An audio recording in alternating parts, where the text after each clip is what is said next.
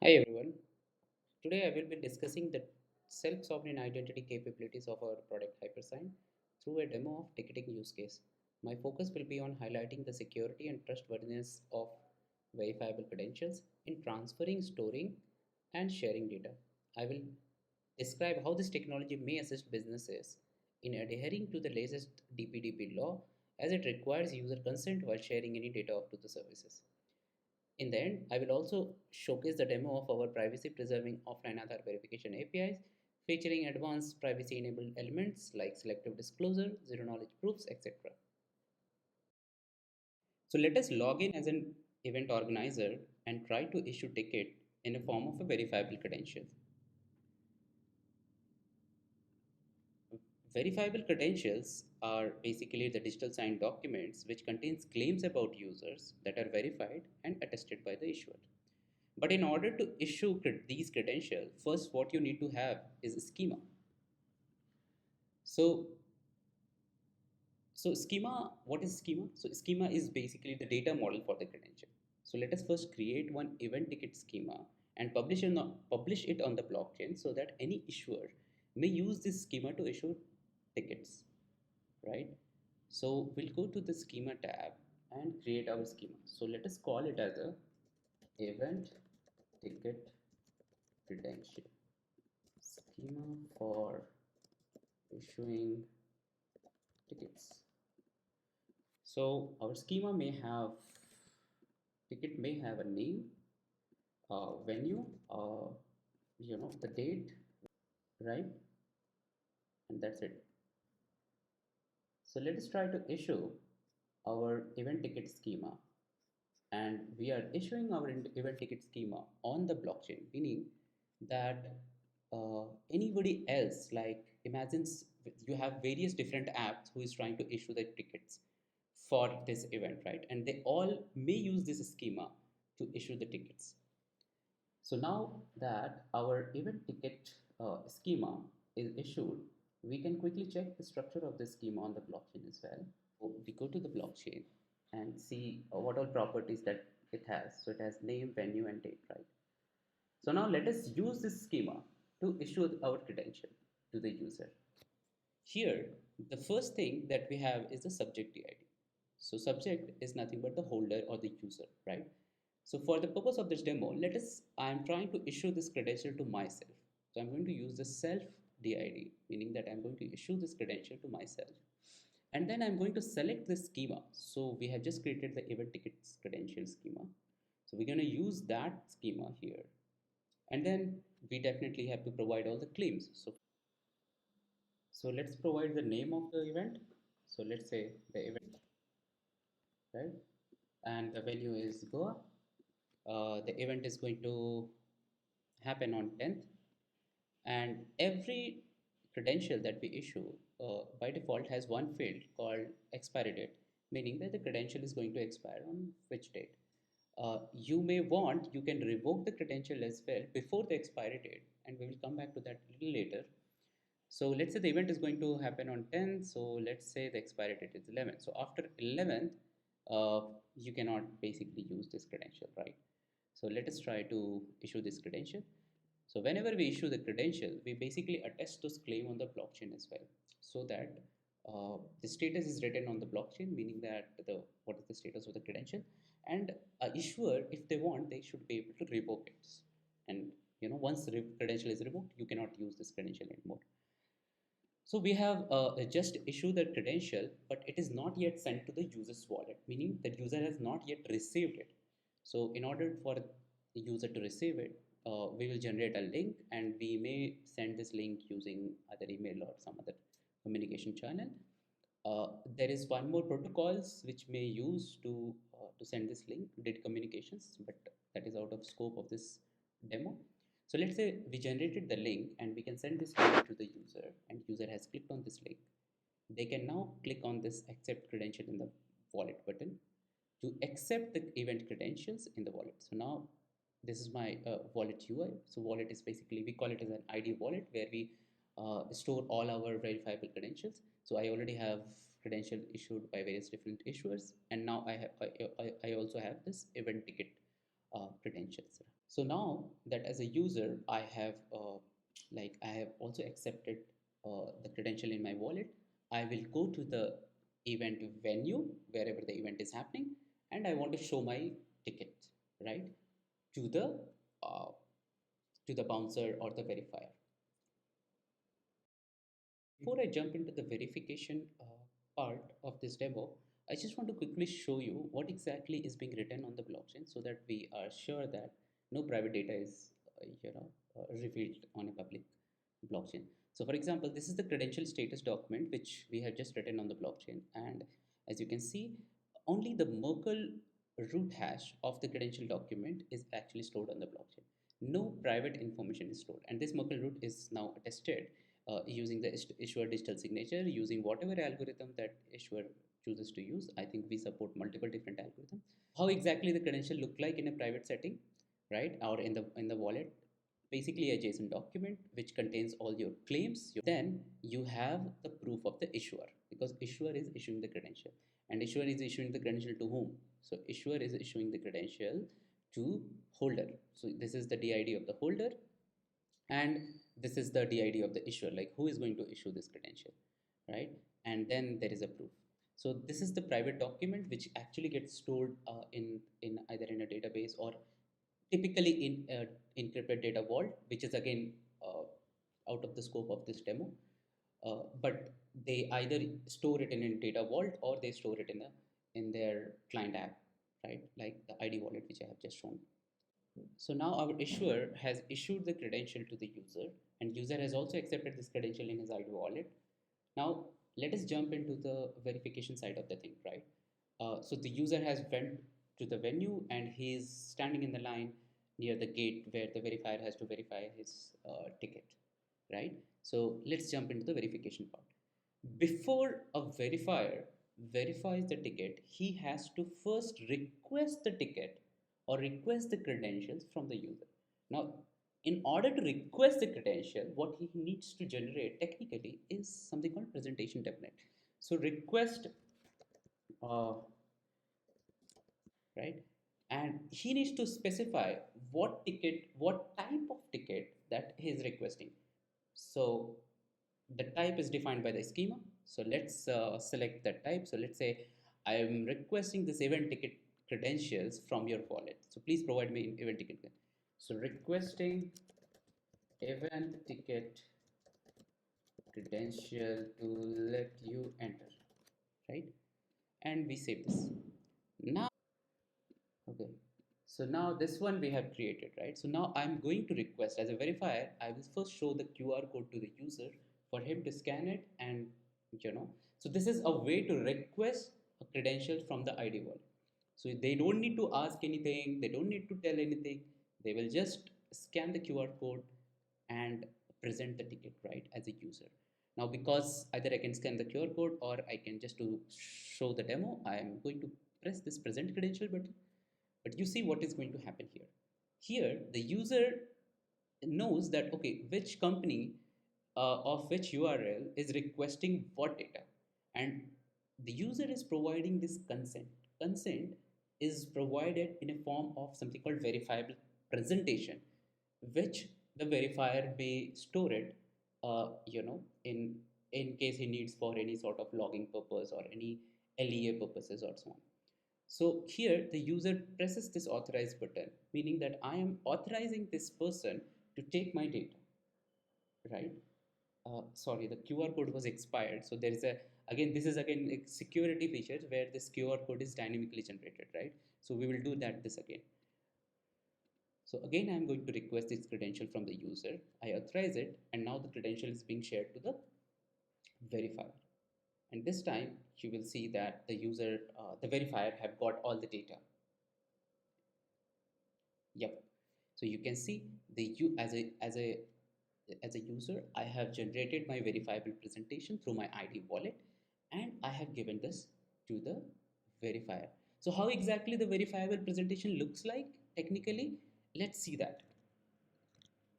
So this was our credentials which was issued to the user, and the credential has one signature of the issuer.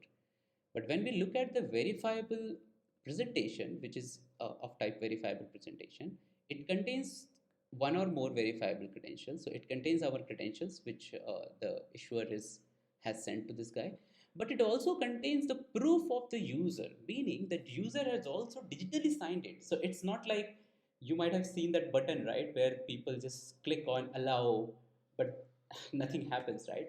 So here you can actually store these verifiable presentation for any sort of LEA purposes. And verifiable presentation, you can do a lot of things, like you can enable privacy using verifiable presentation. We will come back to the privacy a little later, but just try to understand that in a verifiable presentation, both the signature of the issuer as well as the user, so that user can never deny that he has never given this data, right? So that is how it is powerful.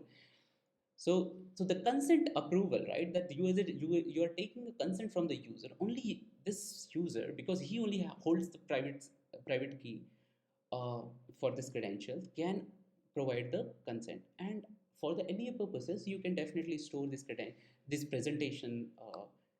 Hybrid presentation is technically what user consent is. While showing the demo, we just missed one requirement of our organizer. He not only wants to verify the tickets, but he also wants to verify the identity. But he wants to make sure that that all this verification is not taking too much time. Otherwise, there is going to be huge long line, right? So how do you do that here? Like, how do you link multiple uh, credentials and share it in one go? So let's see that now. So again, we'll go back to our presentation template where the verifier has defined that what ticket he wants, or what credentials or what type of credential that he wants from the user.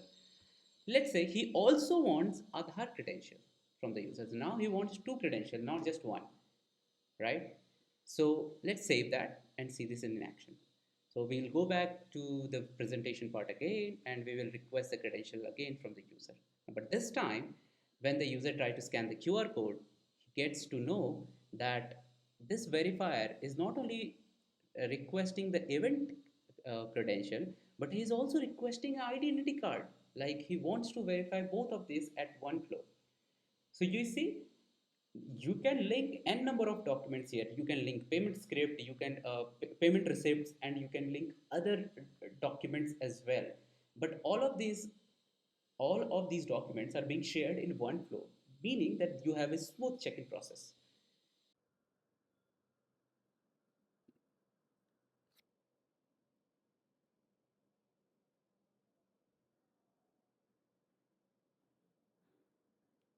And there you go. A user has just chained both of this document together and shared in one flow with the verifier, right? So both of these documents have been shared. Now, did you notice that the user ended up sharing all of the data? Like, he has shared date of birth. So from the user end, he has revealed all his identity. There is no privacy, and at the same time, from the verifier end, he has to store all this information or he has to discard it. But for the legal verifications, he might have to store it, these presentation. But in this case, what happened that in this presentation, all of the data was shared, right? So there was no privacy. So that is what we are going to look at next part of this demo, that how we can enable privacy on top of the verifiable presentation and credentials. To demonstrate the advanced privacy enhancing capabilities like selective disclosure, zero knowledge proof, I am going to use one of our another tool called Kavach, which provides APIs for offline Aadhaar verifications. Uh, from the top, it looks like it's just another product which does Aadhaar verifications, like either using either through OTP or through scanning the QR code or through verifying your Aadhaar offline Aadhaar XML. But let me show you how it is different. So let's say I'm going to use this QR Verify API, which basically, uh, you know, user can scan the QR code present on their Aadhaar card, which has the QR string, and then you should be able to verify whether the Aadhaar card was correct or not, right? So, I'm going to copy one of the QR string which I have which was present in my Aadhaar card, and provide it here and press this execute button. So you can see it just provides true or false, whether this Aadhaar card, whether this keyword string was correct or not. So basically what it does in the background is it basically verifies the digital signature of UIDIIA, and it just says that, okay, whether this QR code is correct or not, right? But imagine now the business not only want to verify the QR code, but also wants to get some part of the data, but not all of the data. Maybe the business, for example, the ticket organizer only wants to know the name of this person, right, or date of birth of this person, so that he can allow only people who are 18 plus, for example, right, to the venue. So let's say he just want to know the date of birth of this person, not the entire data, so that there is minimal data exposure, and at the same time he is compliant with DPDP, right? So here I'm going to provide one query request where I'm going to say that, hey, please, from this Aadhaar card credential, please provide me only date of birth, nothing else, or the proof of date of birth, nothing else, right? So now if I execute it again, you will see I'm not only getting verified as true or false, but also what I'm getting is the verifiable presentation. If you remember, we have we had created the verifiable presentation a few minutes back. Over there we were exposing all of the data, but here in this case we are only exposing one piece of the information, which is date of birth. Imagine that this person or the verifier also wants to know the name of this user, right? So he just need to pass the query here like this, and then once you execute it, you will see only the name and date of birth is being exposed. So did you see how you are able to reduce the leakage of information? So this is what is called selective disclosure, that a user is selectively disclosing certain claims about himself in a form of what? In a form of a verifiable presentation, in a form of a verifiable presentation. Remember, we talked about verifiable presentation, how you can implement privacy enhancing feature on top of verifiable presentation. So this is one example of that. So now, as a as a as an event organizer, I have got the name and I have also got the date of birth. So what more we can do to this, right? In the selective disclosure proofs, what we end up doing is was that we end up sharing the actual data, right? But it was not really needed. I mean, from the event organizer's perspective, just think about it, right? He just wanted to know that of course, he wanted to verify the identity of the user, but also he just wanted to know that these people are adults, so that he can allow them drink alcohol or whatever, right? He doesn't wanted kids to take enter into the venue, right? So all he wants to know is that whether these people are either 18 plus or whatever the legal drinking age of that state is, right? Not really, he didn't wanted to know exact date of birth of this person or what exact age they are on, right? It was not really needed, right? And this is where journalist proof comes into picture. Like, you can generate proof of certain facts about you without revealing the fact itself, right? So for example, let's take this flow, and in this case, as a user, I want to generate whether I am 18 plus or not, the proof of 18 plus or not, right? So all I have to do is I'll have to add one query, just like we added a query for selective disclosure. We're going to add a query for ZK proof of age, and then we're going to specify the proof has to be greater than certain number, whatever is the requirement, right? For example, the requirement is the proof has to be greater than 18. Now if I execute this, it will basically generate the proofs, zero knowledge proof of from the date of birth field, uh, that this person is 18 or not, right? So this, and look at this proof, right? This is the proof, the general proof of my age. Now how I can verify it? So we do have one more API here, verify proof API. You can of course verify the selective disclosure proof and as well as generalist proof through this API. So here all I have to pass is I have to pass that proof, and I also have to pass the reference ID. And then when I execute it, it'll say whether it's true or false, right? In case the user happens to mess with the proof, then it will not be verified. So let us just summarize what we have done. So uh, as an issuer, we have issued a schema, which all my companies, all the ticketing companies may use this schema to issue the same credential. That was number one. Then we have issued a credential using that schema to the user. As a user, then we have accepted this credential in our wallet. And then as a verifier, we requested the credentials from the user. Now from the user end, he also shared the credential in a form of verifiable representation, right? In the end, we have also seen privacy enhancing feature practically with Aadhaar APIs, that how we can actually enhance privacy on top of our existing Aadhaar system, right? And all of this we have done using offline Aadhaar verification. So I hope you liked this video and you got some inspiration that how we can technically implement DPDP into our ecosystem, right? So thank you for listening to me. I know this demo has gone really long, but I had to explain all the concepts in order for me to really help you understand what we are doing. Yeah, thank you.